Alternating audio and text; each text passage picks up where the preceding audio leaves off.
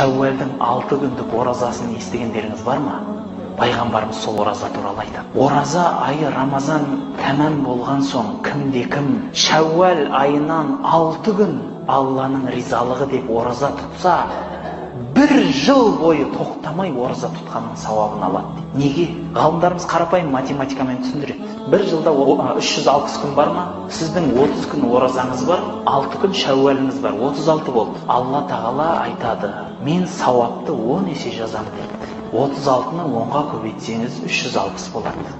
Бірақ ғалымдарымыз бұл хадисті түсіндіріп айтады. Яғни бұл нәрсе мұсылманды жақсылыққа әдеттендіру болады.